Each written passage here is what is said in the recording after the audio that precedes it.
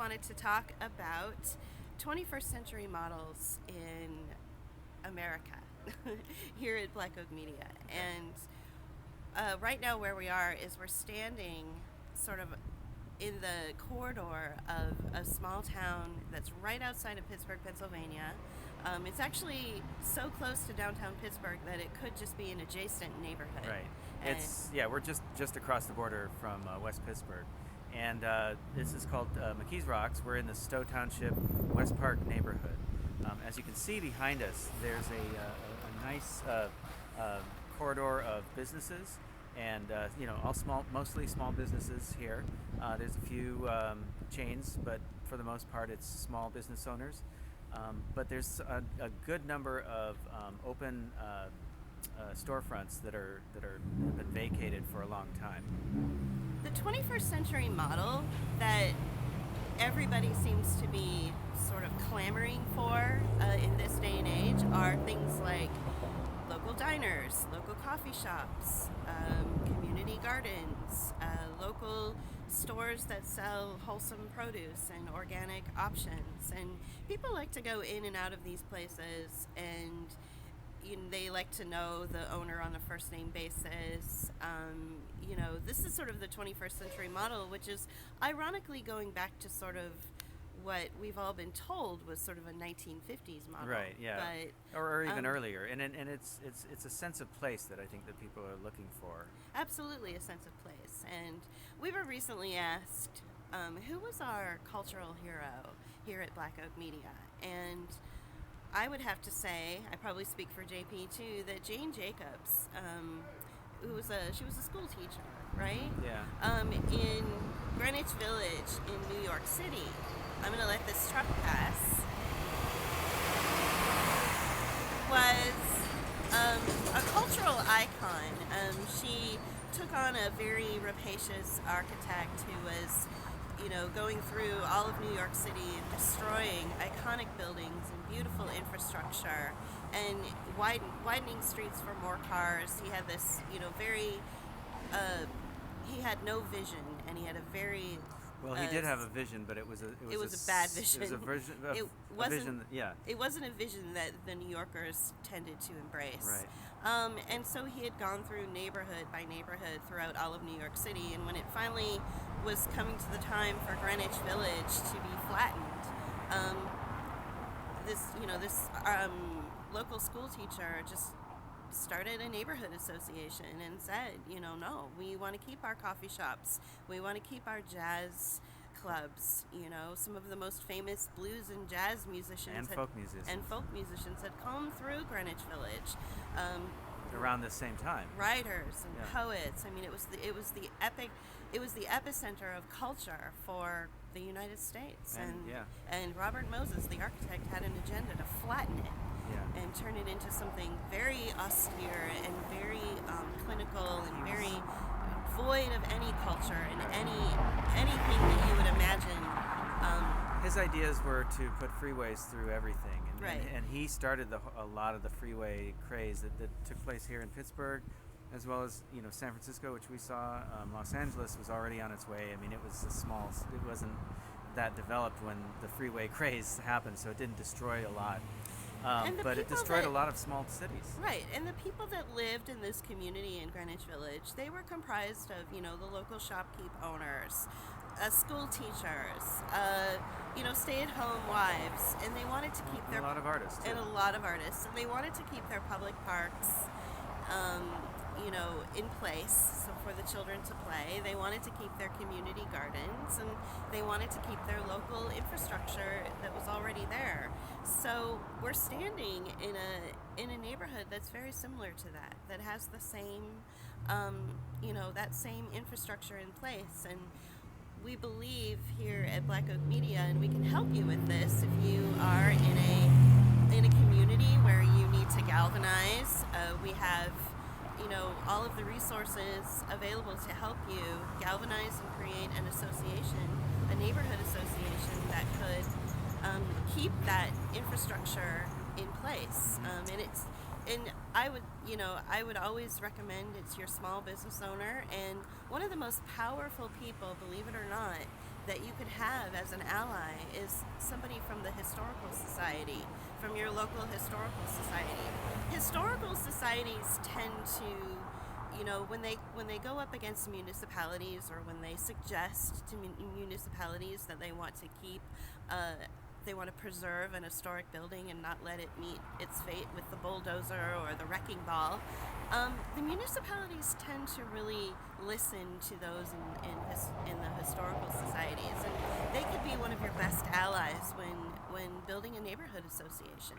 I think one of the other things that threaten small communities, and it has for a very long time, that's decimated Main Street, downtown centers across America, is multinational and national corporations that move in and take over. Now, in the past, it's been things like Walmarts and big discount shopping, discount stores that move in out on the outskirts of town and draw business away from the downtown. That's why downtowns have been hollowed out and left decimated over the past few decades. And so that probably is still happening, although that's kind of fallen by the wayside. And now what we're seeing is, with the people moving back into cities and back into downtown areas, that these corporations are now starting to look at moving into these types of areas of commerce and taking away taking away from the small businesses. So you'll have a multinational like Starbucks moving in, using their predatory business practices to go up against a small mom and pop coffee shop or even a cafe. We've seen that in big cities, and it's happening all over the United States. And so one of the things that that can also hurt a community like this is multinationals, corporations coming in and taking away the character and then, like I said before, the sense of place. Not only that, but they can also very, very much hurt the economy, because they take the money out of the community and not keep it in the community. The tax base goes away because a lot of times they're promised things by municipalities where they don't have to pay the taxes. And so the multinationals are never a big a boon for This is our neighbor, Sarah. Hi, say hi, Sarah. We're doing a promotional video for our business, and also to raise awareness about the integrity of small town communities and how important it is to keep a lot of the buildings you see around here, keep them in place. They have beautiful brickwork.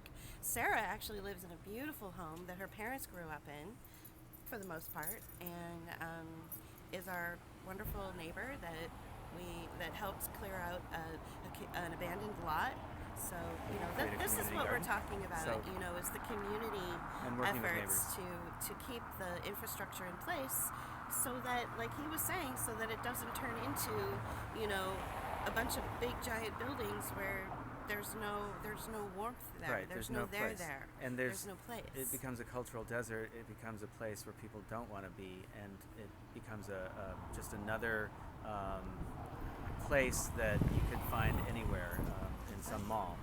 So it's important to keep the integrity of the small businesses intact, and a place like this, downtown, intact, and keep it looking the way it is, the historical building fronts, the storefronts, so that warmth and that sense of place remains. The multinationals and the national corporations that do come in, they start making it seem like any mall or any place around the United States where that's happened, a strip mall, or just you go inside a mall and it's like a food court. So these are the kinds of things that can also take away from a community, and they not only take away the cultural aspect and the sense of identity and place in a neighborhood, but they also take money out of the community through tax incentives and corporations basically take money away from a community anyway. They just take the money out. It doesn't stay within the community. Right. We have examples of that, right here in this community too, where there are big multinational corporations that come in, utilize the resources, utilize the real estate, and don't give anything back. And Right. they deplete the community of its charm. They complete the community of its space, and even its its general sense of place. you know, you did mention earlier that a sense of place is really important, and Yeah. I think a lot of community activists out there can recognize that, and you know, they really mirror that sentiment. It's really important to have a sense of place. So this is a community that offers a sense of place, and you know, it needs just a little bit of help to build it back up. And one of the ways to do that is through a neighborhood association. It's one of the most important things that these communities can have.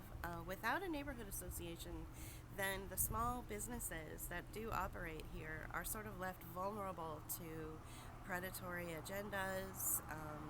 You know, and when there's no galvanization of the people, the neighbors, not just the small business owners, but also the local renters and the local homeowners, you know, that work their 9 to 5 jobs, it must be a galvanization of everybody to come together and keep and preserve and keep these, you know, beautiful old brick buildings that, you know, have a lot of history to them, to keep them in place. And so if you are in a community and you need help with, you know, galvanizing people, Black Oak Media is here to help you.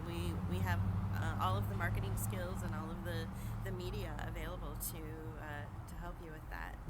Yeah. So Great. All right. Well, thank you, and we'll talk again soon. thanks a lot. Bye. Bye bye.